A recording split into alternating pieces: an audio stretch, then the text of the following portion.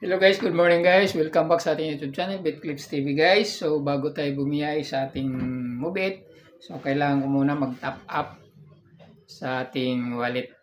Ituturo ko sa inyo paano mag-top up at mag-transfer ng pera sa cash wallet natin sa Mobit to GCash. So yun ang ituturo ko sa inyo guys ng step by step. So una lang natin gagawin guys, punta muna tayo sa pagtatap up. Open natin yung Mobit drivers app.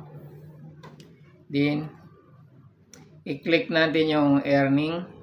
I-click natin yung credit wallet para lagyan natin ng top up. And then i-click natin yung credit wallet. So, yun ang atin i-click dahil magta-top up tayo. And then, nandito na tayo. Ang laman ng ating credit balance ay 126. So, magta-top up tayo ng nadagdagan natin siya. So, itatop up natin with account. So, sa taas tayo mag-click yung with account.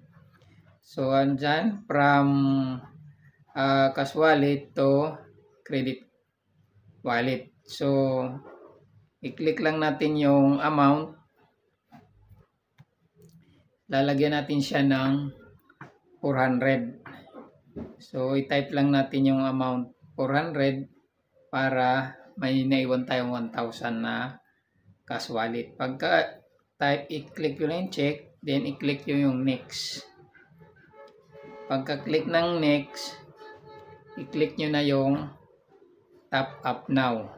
So, 400 yung ating itatop up. So, successful naman siya. Then, i-click natin yung close. Pagka-click ng close, adyan, lumabas na yung ating credit balance ay 526 na. And then, ang cash wallet naman natin ay 1,031 na lang dahil nabawas na yung 400. So, click lang natin sa taas para bumalik tayo doon sa ating apps. So, ayan. Mayroon na tayong laman sa ating Mobit apps na yung cash wallet niya. Nakapag-top up na tayo, pwede na tayo bumiyay uli. So, ngayon guys, ang ituturo ko naman sa inyo, punta tayo sa pag-cash out naman. So, ganito lang din ang gagawin nyo. I-open lang din natin yung ating apps. Pagka-open ng apps, click yung earning and then click natin yung credit wallet. So, pagka-click ng credit wallet, click natin yung credit wallet.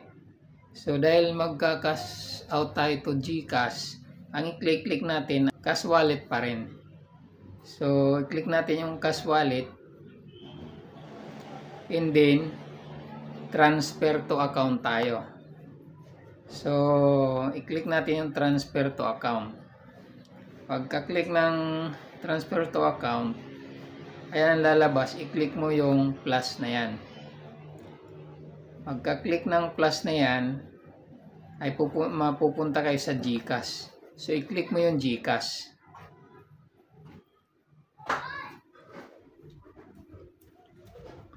Pagka-click mo ng GCash, ayan na, nandyan yung GCash mo. So, from cash wallet to GCash na.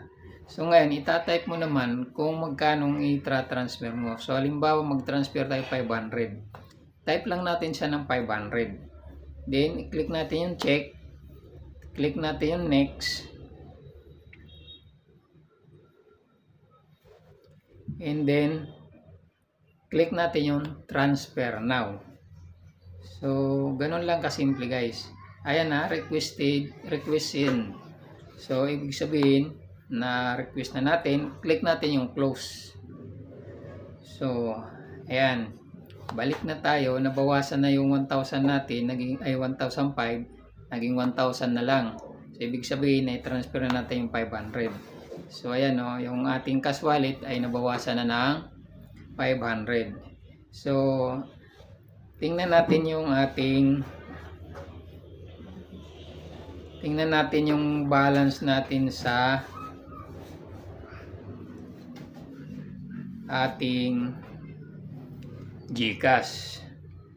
So ito yung GCash natin, open lang natin yung ating GCash. So tingnan natin yung laman ng ating GCash. Kasi hindi naman basta-basta pumapasok yan. After 24 hours yan bago pumasok yung ating transfer. So papakita ko lang yung laman ng ating GCash. So ayan, 155 yung laman ng ating GCash. So i-log out natin. Pagdating ng 24 hours, ito na yung ating laman ng GCash. Tingnan natin.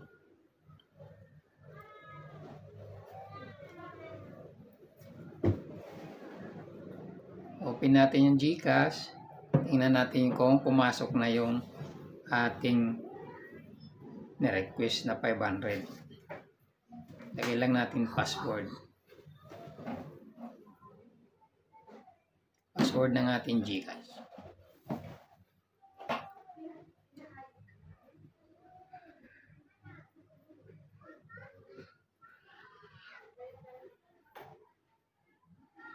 Tingnan natin kung pumasok na yung ating na-request na 500.